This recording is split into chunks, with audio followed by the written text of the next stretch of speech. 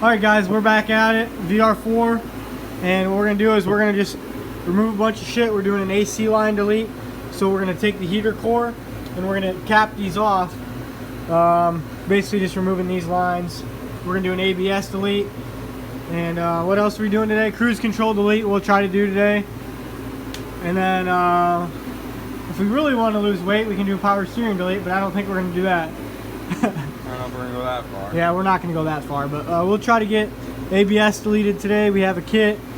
We'll delete some AC lines. We should lose some poundage today, you know, slimmer down a bit, but I'll update you when we get done. Alright guys, so I figured I might as well do a how-to on how to do the ABS delete. This is a 1993 VR-4. They'll be the same on every other VR-4. So what we're going to do is I already took out 3 lines. So this is a proportionate valve. As you can see, this is what we're going to be removing and installing this one. If you have a base model, you won't have ABS, so you don't even have to worry about this. So this will be for, I think the early model SLs have, my 93 has ABS, so I know that at least that SL does. But if you have a VR-4, you're definitely, this is a great way to get some weight savings. So that's what we're doing to Brandon's car, because we're doing a 4G swap. So how you get started is you want to make sure you buy an ABS kit or go find one, a proportionate valve off a base model. It's the same exact thing. What we're doing right now is we're removing all these lines. You want to make sure to just remove these lines, and then you'll remove this proportionate valve, and this is basically garbage then. I'll walk you through step by step, but you want to remove these basically, in short, these bottom ones are the fronts and these top ones the back. We're going to reuse the tops, and then the bottom ones we're going to replace with stainless lines. We'll replace this with stainless line, and then yeah, I think that's it. But if I miss something, I'll make sure to cover it. Alright guys, I got the proportionate valve in or out, and then this is the new one. We'll bolt this in, and I'm just gonna bolt these top ones that we took out, bolt them right back in, and then everything that goes to these lines, you ditch. For these bottom ones, we ditch. Alright guys, so we just removed this AC line that goes all the way to the top. Tighten down the proportioning valve, the 2 rears.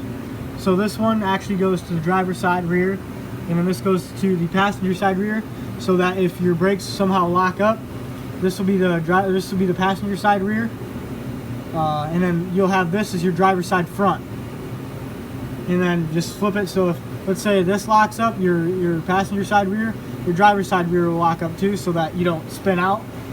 This is just safety measures. You want to make sure that the same side doesn't lock up, otherwise you'll spin out and hopefully not die. But safety precaution. Now we're going to move back AC delete, or ABS delete. I'm making a bunch of different videos right now, so sorry if I mix up my words. For the ABS delete, we got this top one removed. Just, yeah, a little update. We got the 2 rears in, and now we're going to move on to removing these and get these lines out. And then all these lines that go into here, they go into the ABS module or the box, that gets removed. So I'm going to get back, remove this top one, and then you'll remove that side one right there. Alright guys, so I'm under the passenger side where the ABS module was. There's Brandon. Okay, so all we did was take out, was it just 2 bolts, Brandon? Yeah. So there was a bolt here from the bottom. I got both these from under the car, so you have to remove the wheel, or have the car jacked up enough so you don't have to take the wheel off. It's just easier to take it off. Obviously, you have to take the fender liner out, wheel well, and then so there's a bolt here. These are all 12 mils, and then there's a bolt here. That's another 12, and then where was the other one at? Or was it just? It's up here, I think. Okay, so there's just the 2. Somewhere up in there. Yeah. Should be just. Yeah, just the 2, and then we just took a little bit of prying to get it out. So if you cut it where we cut it, you just do a little bit of twisting and whatever, and you'll get it out. So yeah, there's the ABS delete. You just gotta be careful because I was starting to pinch harnesses. Definitely, I think it'd be nice to have 2 people, but 1 person, I think it's definitely doable. So we're gonna go back to the top, and actually we're gonna come up here, remove all these lines, and then we'll start running the new ones. Alright guys, so we removed most of this fender liner. We're gonna put it right back up, but you'll remove the ABS harness. It goes here. We couldn't get this off because how rusted it was, so we just cut it on both ends. We'll figure out, we might grind that off and then eventually get this off, but right now, to serve its purpose, we removed it. You remove this line, it goes through here, that's your hard line. You'll keep all this intact until you get stainless braided lines. But there's a plug that hangs out under here that you have to, up here, you remove that, and we're just gonna zip tie it up and call that good.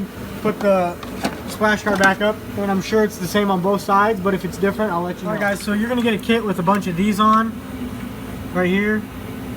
Your JIC, which is up here, it's the cone fitting, or the cone, that goes up, and then you'll have the one on the bottom, threads in down here. So tighten these down. You get these tight. And then once these are tight, you'll thread your new line onto this, like that. Alright guys, so we got the line ran up through here, and they don't give you a perfect length. It would be, you know, it would be perfect if you could just go through here, come around and go right in. But they have it so it's so long that it goes like all the way out to like here, probably an extra 1.5 feet than it needs to be. So once you got your fitting installed over here, you got to run this line under through like where the subframe is, and like, I mean, it's kind of tight, tighter than I'd like it, but I just don't like how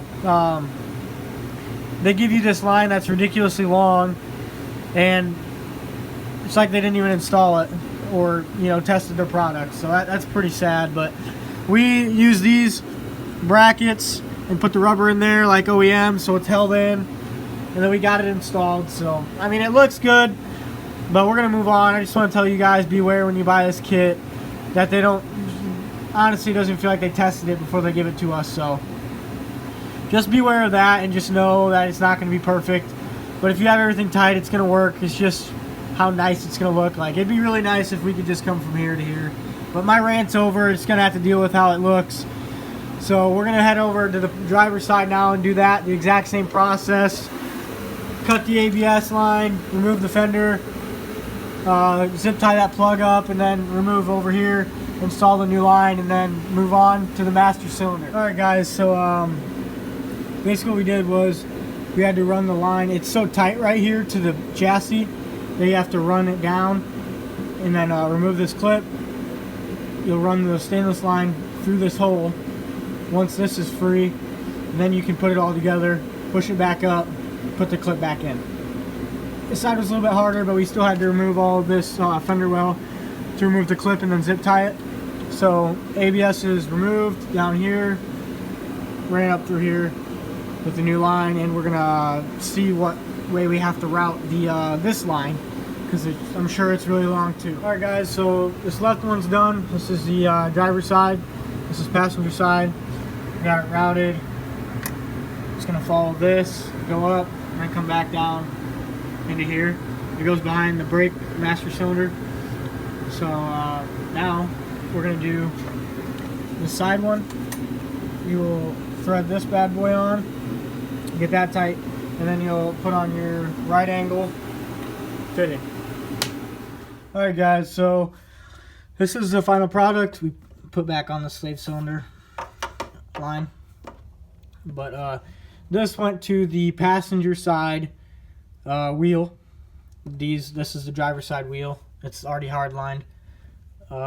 Passenger side, or no, this is driver's side, sorry. Driver's side rear and passenger side rear. This is driver's side front and passenger rear. And this one, we put this one over here with the crush washers. That's the only place that we could get it to fit. Got that tight, and then we have another 90 go here, down, and into the bottom of this. You can do it either way. We found the easiest way to route these was to have the 90 here, and then the straight with the banjo right here. So there's your ABS delete, guys. If you have any questions, feel free to DM me on Instagram. Follow Brandon on Instagram. I'll leave him down below. Follow up with this VR-4 build. And yeah, if you have any questions, I'll be more than happy to help. This is a big learning experience, and look forward to an AC delete. And what else? Cruise control delete. So those will be in future videos, so stay tuned for that. And yeah, I guess I'll see you guys next time. Thanks for watching. Alright guys, so this is actually a mixture of the AC delete, but all of these lines, this is probably what, 25, maybe 30 pounds, that module.